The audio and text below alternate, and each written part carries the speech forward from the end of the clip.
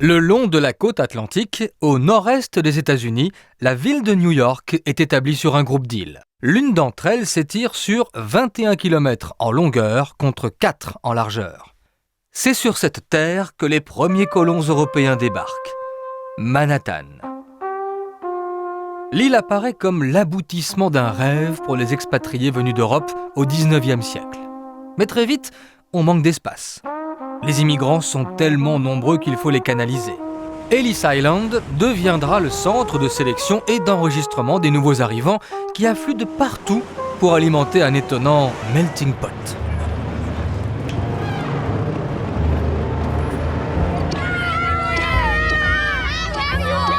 Cerné par l'eau et limité en surface, Manhattan ne pouvait grandir qu'en prenant de la hauteur et en organisant son espace avec rigueur. L'exiguïté relative ne l'a pas empêché de devenir une référence pour le monde. Sur un site extraterritorial, l'île abrite le siège des Nations Unies. Elle héberge également le Stock Exchange, la première bourse de la planète. On peut amasser une fortune en un jour et le lendemain tomber de très haut. La ville impitoyable fait miroiter au monde entier la réussite. Elle fait et défait les modes. Elle engendre les passions et les mène jusqu'au sommet. La publicité stimule les affaires et la libre entreprise y réalise ses plus belles performances. Tout s'achète, tout se vend, pour tous les goûts et à tous les prix. Mais attention, les trottoirs de Manhattan sont aussi pavés d'illusions.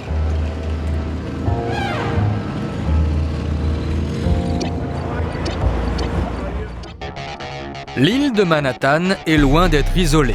Elle est reliée au continent par de nombreux ponts et tunnels. Rejoindre Manhattan en voiture et surtout y circuler impose de nombreuses contraintes.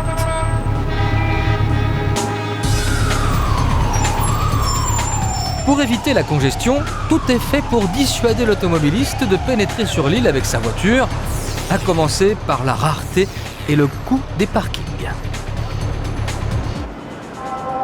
Résultat, le New-Yorkais est un marcheur qui arpente les larges trottoirs à pas mesurés.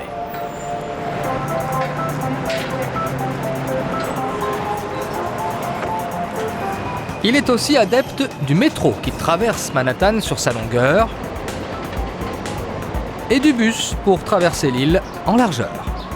Individualiste, le New-Yorkais utilise beaucoup le taxi, même sur l'eau. Et tous les moyens sont bons pour relier un point à un autre en un minimum de temps, chacun selon sa personnalité.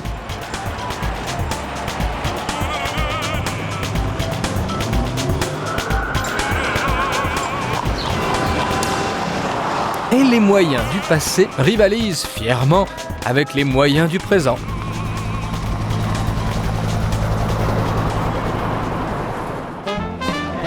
Le New-Yorkais n'aime pas perdre son temps. Alors, il a appris à faire au moins 2 choses à la fois.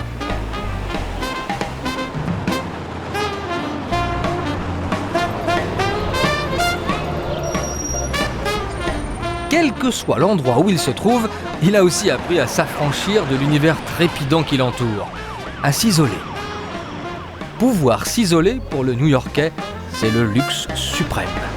Alors, la ville lui appartient.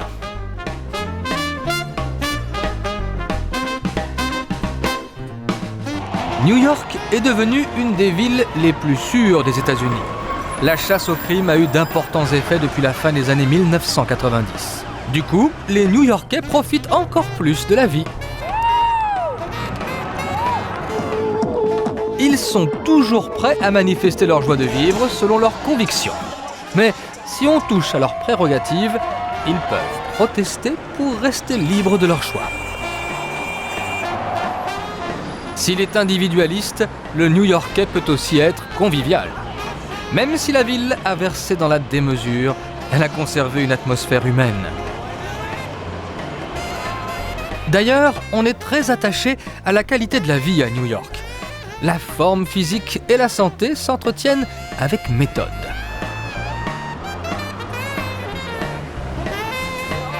Autre priorité, les libertés individuelles, garanties par la Constitution. Il s'agit de bien les protéger, même avec humour, tout en sachant que la liberté des uns ne coïncide pas toujours avec celle des autres.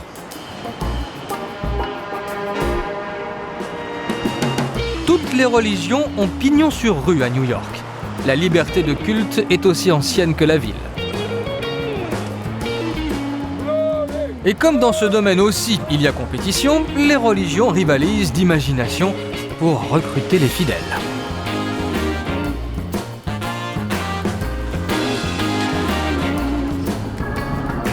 Quant aux traditions, elles se perpétuent, mais elles ont leurs limites.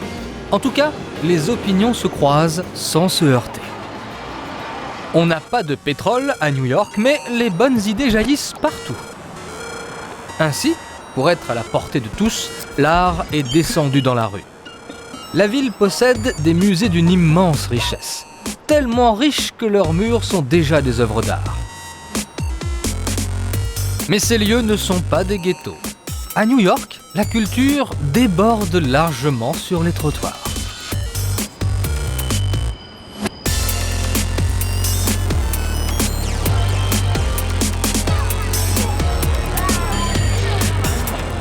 L'architecture, elle aussi, est un art à part entière.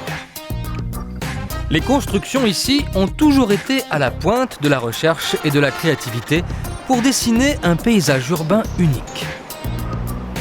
Toutes les audaces ont toujours été permises à New York. Rien n'était assez beau, rien n'était assez haut pour se rapprocher du ciel, jusqu'au matin du 11 septembre 2001.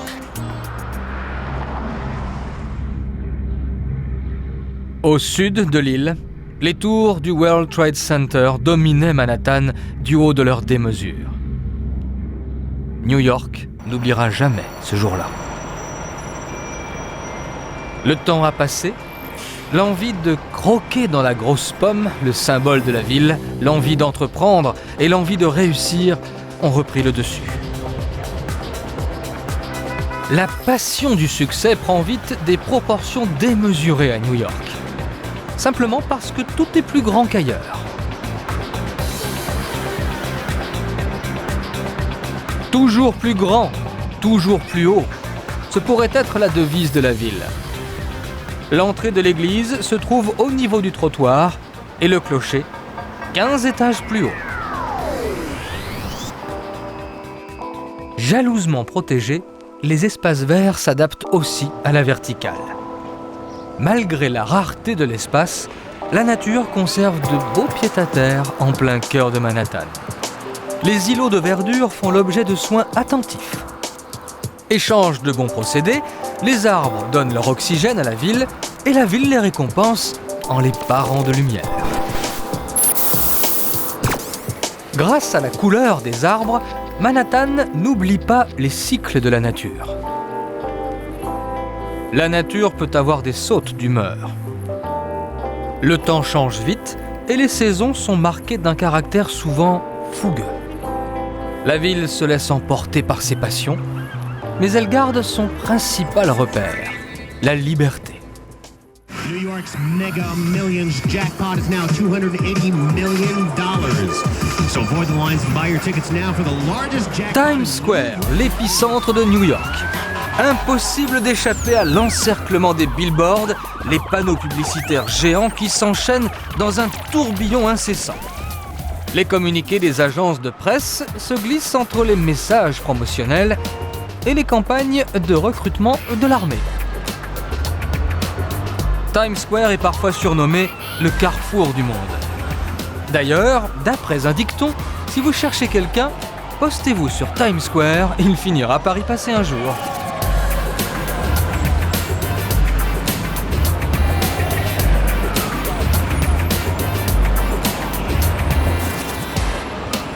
Le mouvement perpétuel entraîne tout le monde, ou presque. Car même ici, certains arrivent à s'échapper du réel.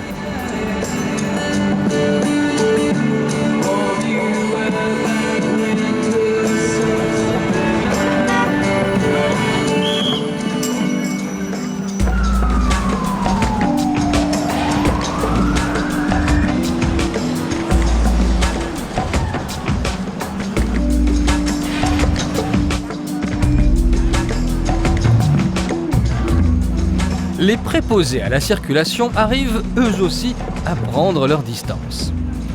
Tout comme certains personnages qui ont fait du carrefour du monde le siège de leur business. La technique est simple. Une guitare, beaucoup de muscles et un nom bien commercial comme Naked Cowboy. Littéralement, cowboy nu. Il suffit alors de poser pour la photo avec ses admiratrices.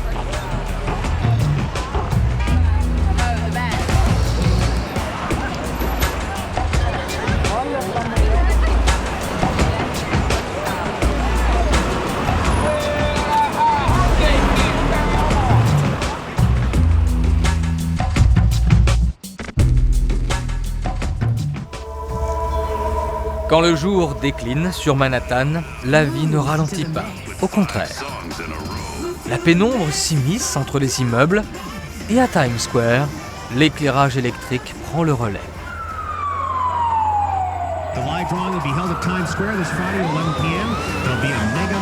Aux millions de points lumineux s'ajoute parfois la lumière divine. La nuit ne tombe jamais réellement sur Times Square.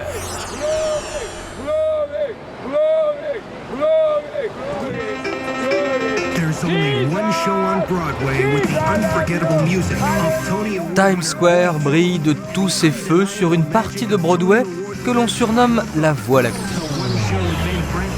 Broadway est voué au spectacle. La comédie musicale a vu le jour ici. Les salles de Broadway ont vu défiler des spectacles de tous les genres et de toutes les époques. Les plus grandes stars se sont produites dans les théâtres qui illuminent l'avenue.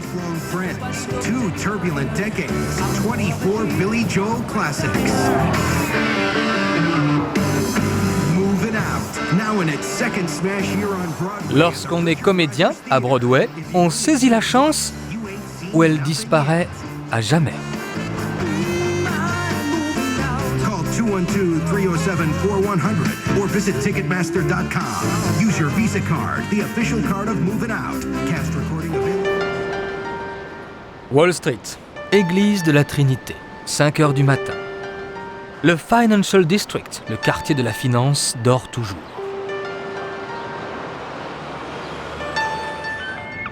La Statue de la Liberté salue le ferry de Staten Island. Les premières lueurs du jour n'annoncent pas toujours l'heure du réveil pour la ville endormie. Les mouettes taquinent la brise matinale, tamisée par les filins du pont de Brooklyn. La ville tourne encore au ralenti.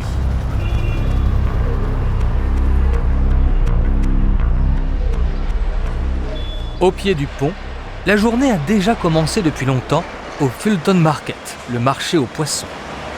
Pour fournir les restaurants, les arrivages de poissons frais sont matinaux. Le quartier chinois, grand consommateur de produits de la mer, n'est pas loin.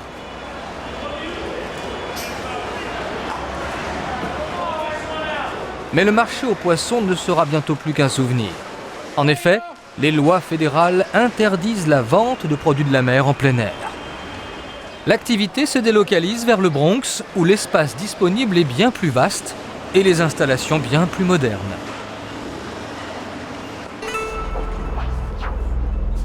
Le sud de Manhattan est le point de départ de l'histoire de la ville.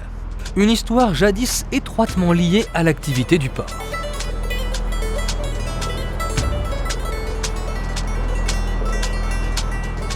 Aujourd'hui, le sud de l'île reste vital pour Manhattan, car le quartier est dédié aux affaires et à la finance. Des canyons vertigineux découpent la partie la plus étroite de l'île.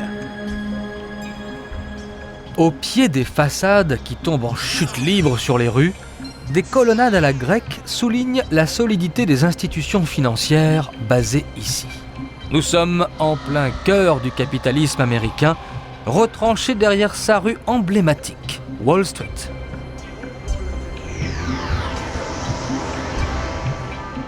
L'église de la Trinité dominait encore la ville au milieu du XIXe siècle. Non loin, la statue de George Washington se dresse à l'endroit où le premier président des États-Unis prononça son discours d'investiture. Son regard veille sur la bourse de New York, le temple de la finance mondiale.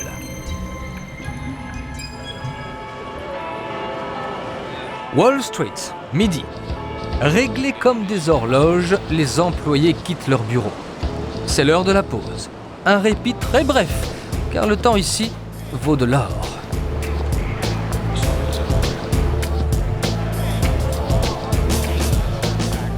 À midi, même si l'organisation reste de mise, l'ambiance se décontracte et le trottoir présente même quelques signes extérieurs de fantaisie.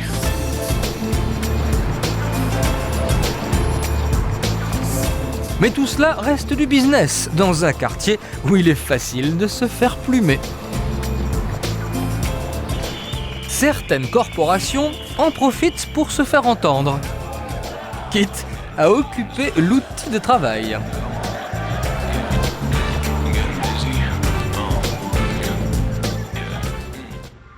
À la pointe sud de Manhattan, le district financier fonctionnait depuis le début des années 1970 à l'ombre des tours jumelles du World Trade Center. Les tours ont disparu. Reste le vide béant de Ground Zero. Au niveau du sol, tant bien que mal, la vie a repris son rythme. Sur le site, un chantier gigantesque est en cours. Les cicatrices des attentats ont marqué pour longtemps les chairs et les esprits. Parmi les souvenirs et les témoignages du jour tragique, quelques-unes des 3000 victimes donnent un visage à la mémoire.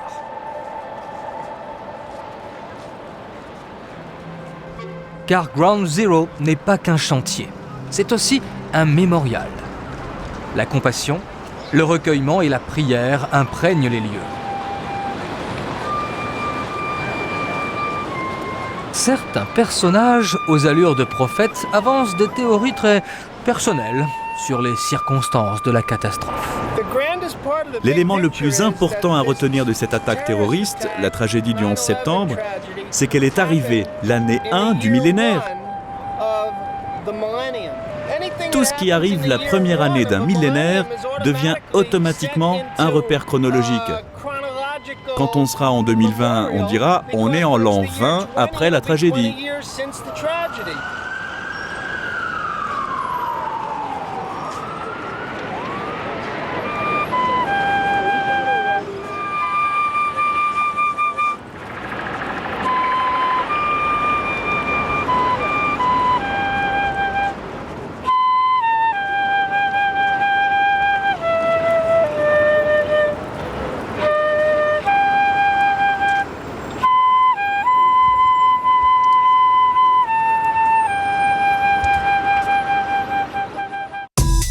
Postée sur une île au sud de Manhattan, la Statue de la Liberté est le témoin de tous les événements qui marquent New York. Elle éclaire le monde et rappelle la date de l'indépendance des États-Unis. Tout ce qu'elle a vu au cours de son histoire, parfois, lui donne le tournis. La flamme plaquée or et les feuilles de cuivre oxydées sont les seuls ornements de l'œuvre de Bartholdi, offerte par la France aux États-Unis.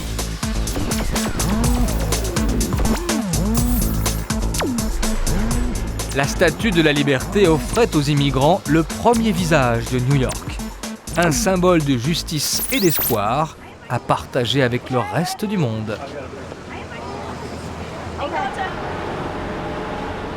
Mademoiselle Liberté guidait les bateaux dans leur approche de Manhattan. Après la longue traversée de l'Atlantique, les futurs Américains débarquaient enfin.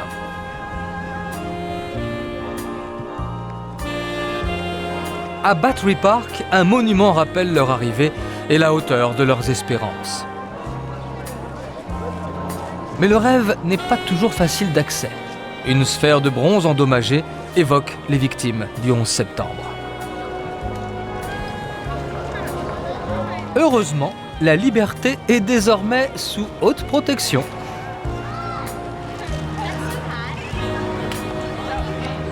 Et la relève est assurée.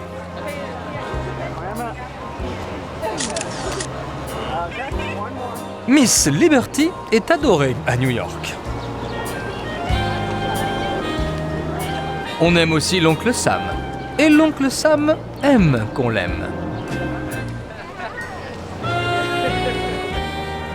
Symbole de l'Amérique, il sait que le monde le regarde. Mais parfois, l'inquiétude le gagne, car il se sent bien seul. Le mieux, c'est de tourner le dos au passé, pour essayer d'oublier en musique.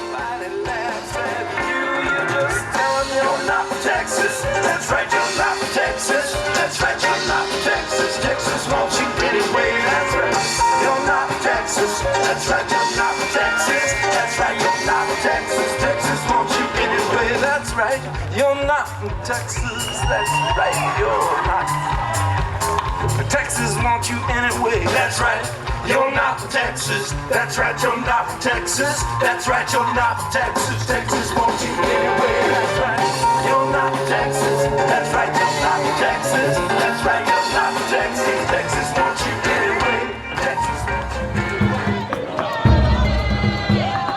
Manhattan était habité par les Indiens depuis 10 000 ans au moins avant l'arrivée des hommes blancs. Sur les marches du musée qui est consacré à leur histoire, aujourd'hui, ils chantent leurs ancêtres.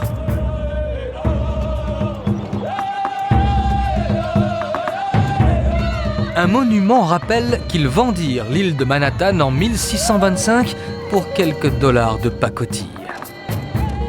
Ce fut le premier épisode de l'éviction des Indiens d'Amérique.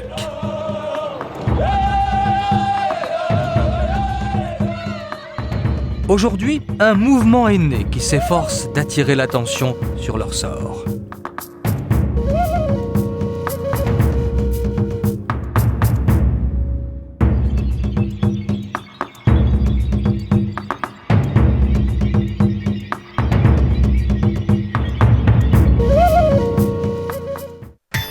Au nord de Battery Park, le City Hall abrite la mairie de New York. Un lieu devant lequel on exprime ses opinions. Le chemin de la liberté d'expression peut être sinueux.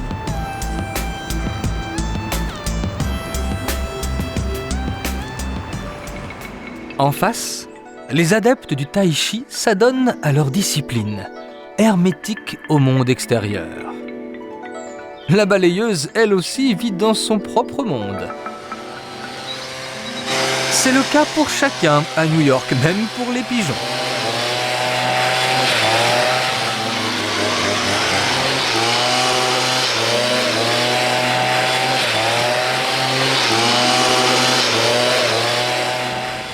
Seule une vision d'artiste permet d'associer la campagne à la ville. Autour du City Hall, les artistes tentent d'intégrer leur art au réel. Le réel a d'ailleurs été tracé par des artistes de l'architecture. Tel un vaisseau qui navigue sur les flots de Manhattan, apparaît le Flatiron. Le Chrysler Building fait tout entier référence à l'automobile, avec ses bouchons de radiateurs et ses enjoliveurs empilés qui assurent la décoration art déco.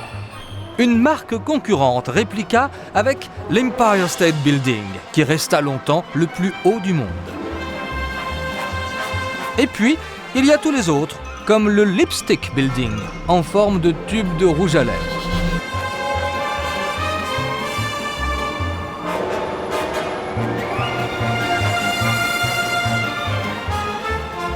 L'architecture verticale de Manhattan doit son existence au manque de place et au prix du terrain. L'esprit de compétition entre les grandes villes et entre les grandes entreprises joua aussi un rôle. Et des innovations techniques comme la structure en acier ou l'invention de l'ascenseur rendirent les gratte-ciel possibles.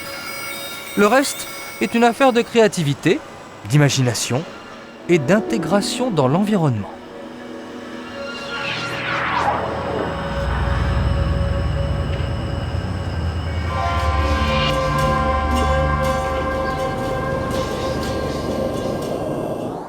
Un musée retrace désormais l'épopée des gratte-ciel. Leur histoire est intimement liée à celle de Manhattan. Je suis Carol Willis, je suis la fondatrice du musée du gratte-ciel.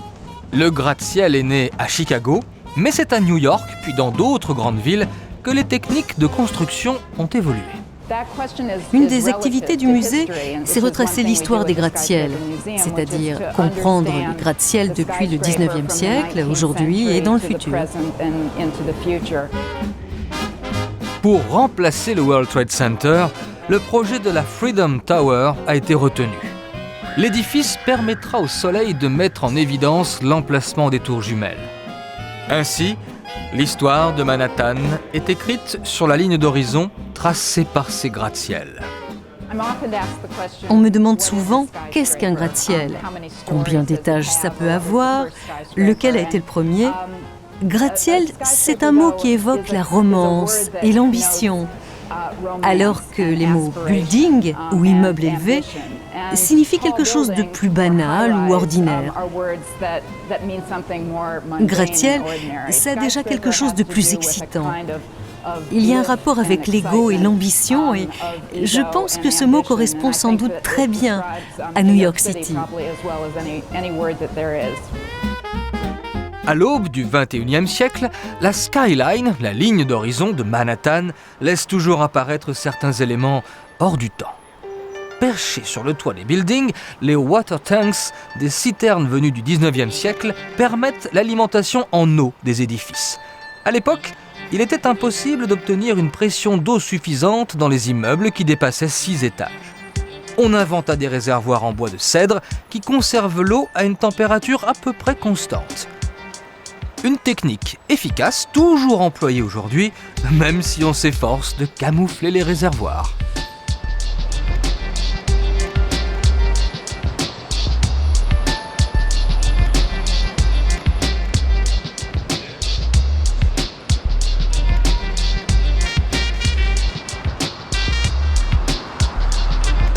Le sommet des gratte-ciels est un espace très recherché, souvent communautaire, partagé par les occupants de l'immeuble. Les surfaces planes offrent un large éventail d'utilisation aux résidents. Idéal pour la détente, le solarium pour téléphoner sans risque d'être dérangé et pourquoi pas une cour de récré.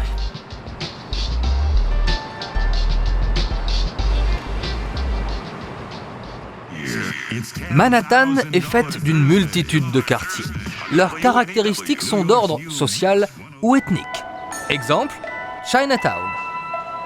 Ici, la Chine nationaliste, par la magie du melting pot, cohabite avec son vieil ennemi, la Chine populaire, avec la bénédiction de l'Amérique. Oui, le mode de vie américain est le dénominateur commun des jeunes générations. Mais à Chinatown, les traditions restent très vivaces. Les valeurs philosophiques de Confucius font toujours référence et on vénère Lin Se-soo, qui bannit l'opium au XIXe siècle. Il faut savoir que la moitié des New-Yorkais ne s'expriment pas chez eux en anglais. 18% parlent une langue asiatique. Et dans le quartier chinois, beaucoup d'arrière-boutiques ont été aménagées en temples où l'on fait des offrandes à Bouddha.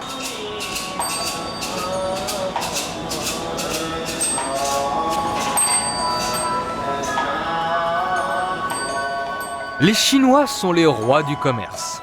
Ils forment une communauté prospère et homogène qui a toujours réussi à voler de ses propres ailes.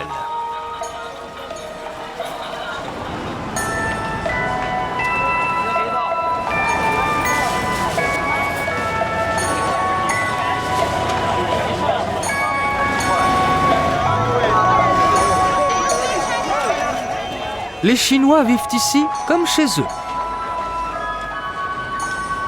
Et les lieux publics résonnent l'après-midi de l'ambiance animée des parties de mahjong.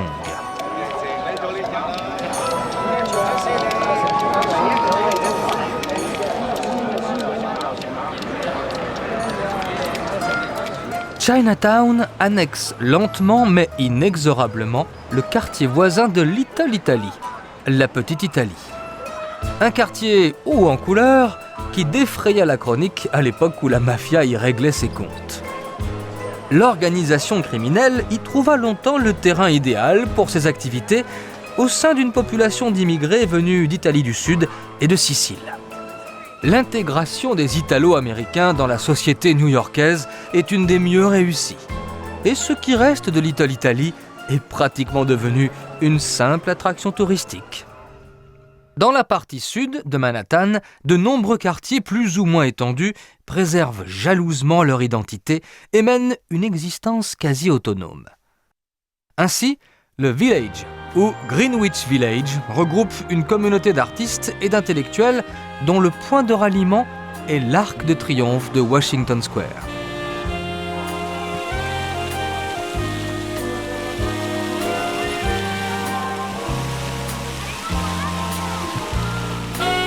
La vie s'écoule paisible au Village. On est au cœur de New York, mais l'ambiance est réellement celle d'un village et le décor rappelle parfois celui des vieux quartiers de Londres.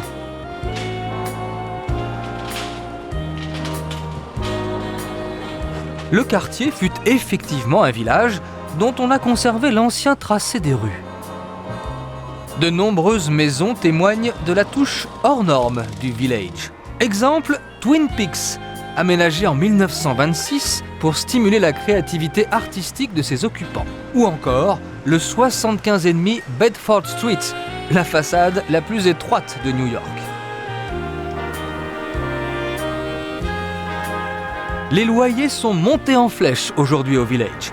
Et beaucoup d'artistes ont déménagé vers des cieux plus cléments comme Brooklyn ou le Queens, où les prix de l'immobilier sont restés abordables. L'université de New York, près de Washington Square, est la plus grande université privée américaine. En partie grâce à elle, l'ambiance du quartier reste jeune. Le sens de la réflexion et de la création artistique, de la musique au théâtre, font toujours partie de l'identité des lieux.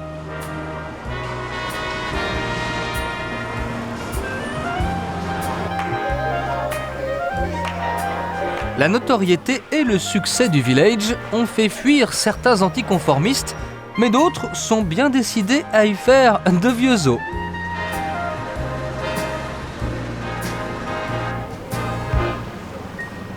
Peintres et écrivains, comédiens et sculpteurs, musiciens et architectes ont contribué à créer l'ambiance bohème qui flotte toujours dans le Village. Cela remonte au début du XXe siècle, quand les artistes commencèrent à s'y établir, attirés par les loyers abordables.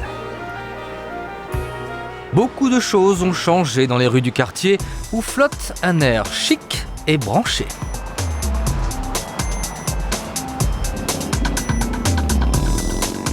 Les babacools s'y croisent encore, mais leurs moyens financiers ont considérablement augmenté. Pour les originaux et les intellectuels, la rue est une vitrine à la fois pour les modes et les idées.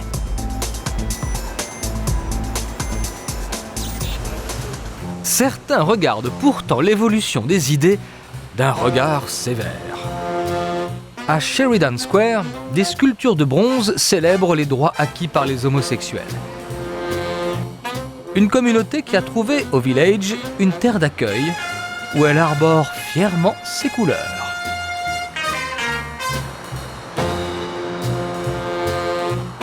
Franchir une rue signifie souvent changer de quartier. Houston Street est la limite de Soho, abréviation de South of Houston Street. La fonte et la brique se retrouvent souvent ici associées à bien des façades. La technique, d'origine anglaise, fut exploitée au départ pour diminuer les coûts de construction d'immeubles destinés à être des ateliers ou des dépôts.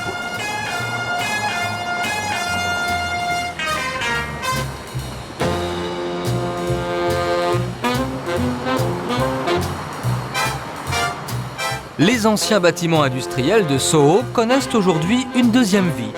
Ils ont été convertis en boutiques de luxe et en galeries d'art.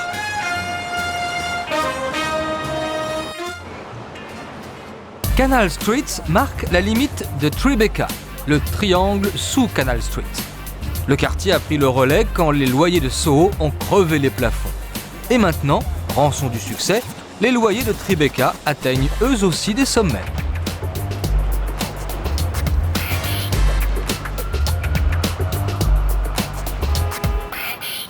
À Tribeca comme au Village, l'art de vivre à la villageoise se paye cher. La raison est simple, ce qui est rare, mais cher.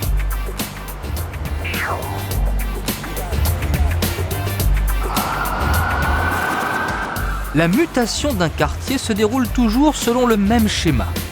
L'activité traditionnelle se délocalise en raison de la hausse de l'immobilier. Ainsi, le Meatpacking District, littéralement le quartier de l'emballage de la viande, comptait 250 abattoirs au début du XXe siècle. Au début des années 2000, seuls quelques bâtiments étaient encore destinés au commerce de la viande en gros. Les autres sont désormais des restaurants dont la viande reste le thème principal, mais en version branchée. D'autres encore sont occupés par des artistes ou des boutiques à la mode, ce qui fait monter à nouveau l'immobilier.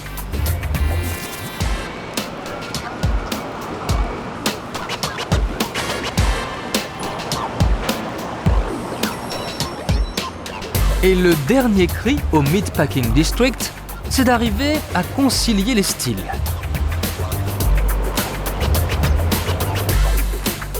Associer discrètement l'activité traditionnelle à l'activité tendance.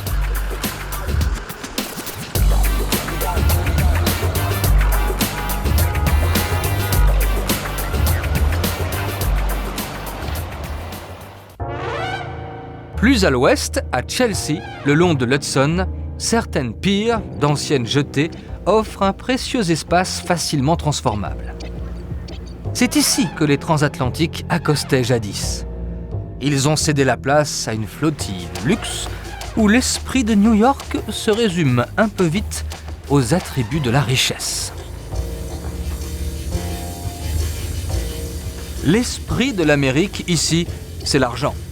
Il est vrai qu'il en faut beaucoup pour transformer d'anciens embarcadères en espaces de loisirs.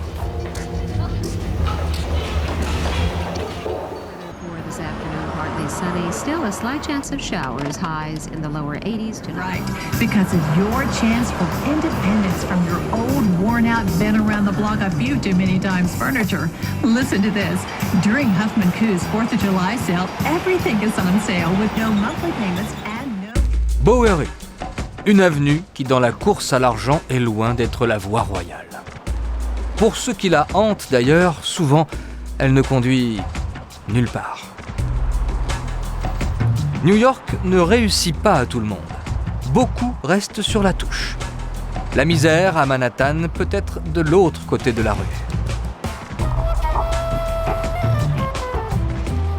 Le chômage, l'alcool, la drogue rapprochent de l'enfer ceux qui se sont réveillés en sursaut au beau milieu du rêve américain.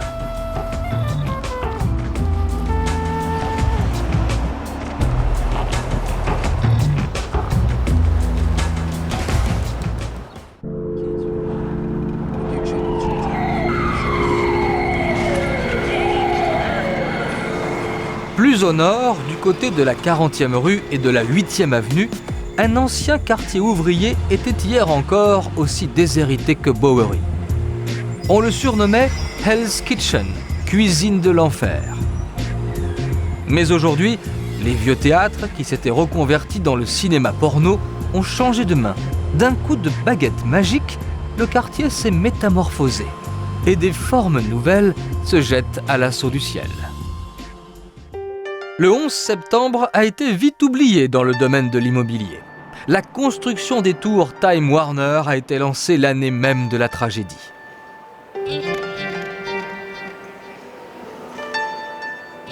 À New York, les architectes donnent libre cours à leur imagination pour élever à l'intention des dieux du commerce et du luxe de véritables temples isolés des contraintes du climat et de la ville.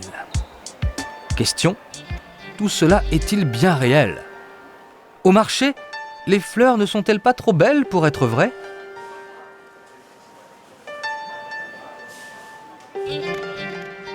Et les fruits, astiqués comme des bijoux, ont-ils la saveur de leur couleur ?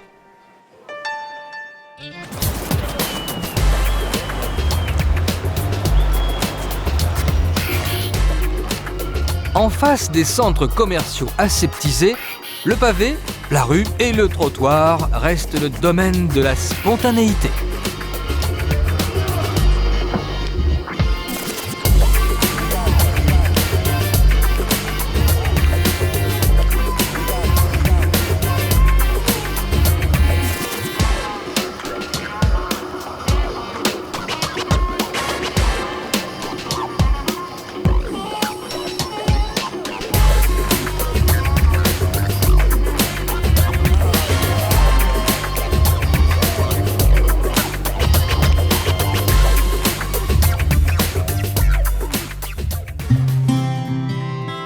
L'expansion de la ville a heureusement épargné Central Park, conçu il y a 1 siècle et demi sur une zone marécageuse.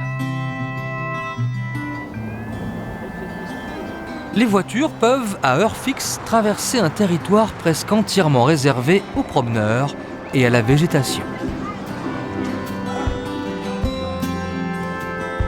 Même si les arbres ont été plantés par l'homme, les New-Yorkais peuvent ici reprendre contact avec la nature. La vie sauvage est certes un peu limitée, mais l'illusion est parfaite. Les animaux n'ont pas à se plaindre de leurs conditions de vie, à tel point que certains volatiles, généralement associés aux grands espaces, se sont remarquablement adaptés à l'environnement urbain. Mais qu'est-ce qui peut justifier l'usage d'une telle longue vue à Central Park? Un nid d'aigle à queue rouge. Un ornithologue observe depuis des semaines les allées et venues d'un couple hors du commun d'aigles citadins. Ils viennent probablement du New Jersey ou du nord de l'État de New York. C'est une espèce très courante en Amérique du Nord, mais c'est le premier couple reproducteur à nidifier à Manhattan depuis des siècles. Central Park est une véritable oasis de fraîcheur. En été, la température y est inférieure à celle du reste de la ville. C'est aussi le pays des merveilles pour les enfants qui viennent y rencontrer Alice. La superficie du parc représente 5% de la surface de Manhattan. Une immense aire de jeu et de détente où les New-Yorkais se sentent bien. Entre la méditation transcendantale, la lecture du dernier roman, le bronzage côté pile, les tête-à-tête et le sommeil côté face, Central Park entraîne autour du réservoir les adeptes du jogging. À l'ouest de Central Park, une adresse prestigieuse. Le Dakota Building, une résidence appréciée par les stars. À quelques pas, une chanson des Beatles désigne un coin du parc. C'est là qu'en 1980, John Lennon fut assassiné. Il avait imaginé un monde meilleur, mais il est mort trop tôt pour le connaître.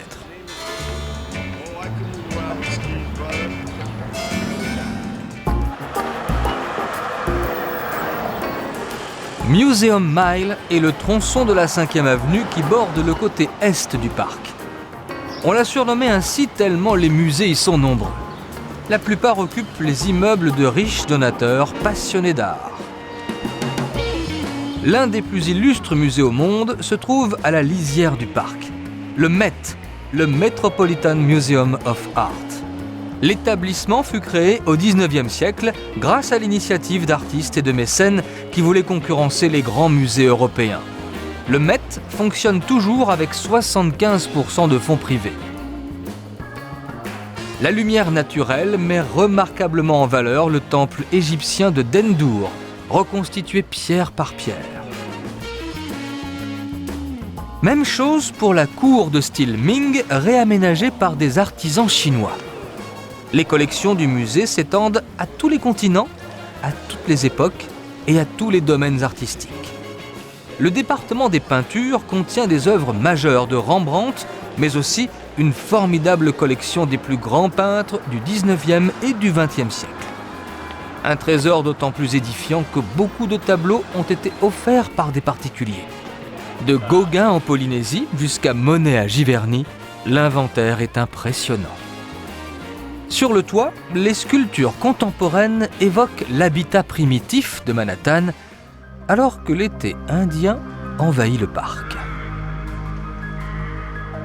L'automne est déjà bien avancé quand se mettent en place les préparatifs d'une grande fête.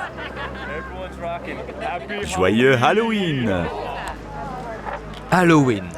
Le 31 octobre, les petits démons envahissent la rue. Sur les étals, les citrouilles évidées font la grimace. Les vitrines se peuplent de sorcières et d'oiseaux de mauvais augure. Le but d'Halloween ? Chasser les mauvais esprits en leur faisant peur. Vous comprenez, c'est New York, c'est notre façon de nous déguiser. Une imagination débordante et beaucoup de patience sont nécessaires pour préparer Halloween, une fête quasi nationale aux États-Unis. Rien n'est assez réaliste, rien n'est assez effrayant pour être à la hauteur de l'événement. Avec le Village comme point de départ, la parade d'Halloween est un peu devenue le carnaval de New York. Les imitations sont tellement conformes qu'il est très difficile de distinguer la copie de l'original. Où sont les vrais policiers ? Où sont les faux ? Peut-être sont-ils tous vrais ou faux ? L'horreur est à son comble et certains prennent des libertés avec la thématique d'Halloween. Mais après tout, on est au Village. Sans doute plus gai qu'ailleurs, le défilé new-yorkais brouille les pistes de la fête. Elle disparut du continent européen, mais survécut en Irlande et dans les îles britanniques. La coutume accompagna les émigrants irlandais du 19e siècle pour se répandre en Amérique.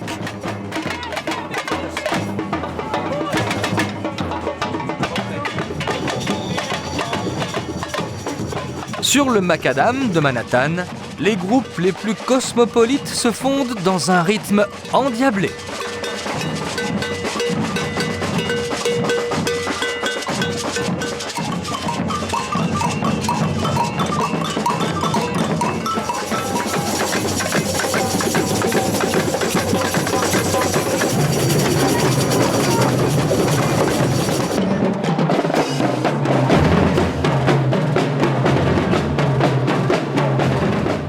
Le public pourrait être mort de peur car il voit venir la mort en face.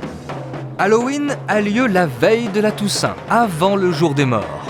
Il s'agit de dédramatiser la mort. Les symboles sacrés sont tournés en dérision car ce jour-là, le mal est bien, le laid est beau et le faible est fort. Heureusement, il reste les Irlandais qui s'entraînent pour la Saint-Patrick, avec dans leur sillage toutes les cultures qui se croisent à New York.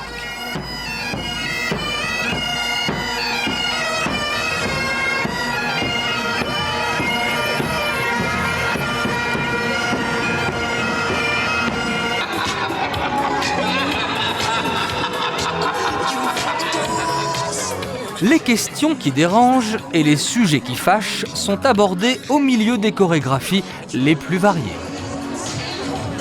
On s'exprime sur tous les sujets.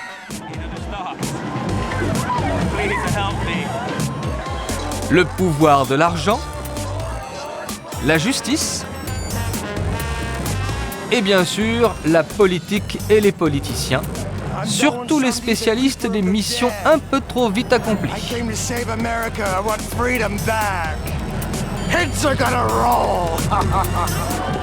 On incite les croisés à bien choisir leur cause. On dénonce la collusion entre la religion et la politique. Les anciens présidents fraternisent avec les candidats malheureux dans un énorme fou rire. Lorsque l'Amérique s'autocritique, l'oncle Sam trouve facilement des alliés et tout le monde est content. Alors la liberté s'emballe et plus rien ne peut l'arrêter.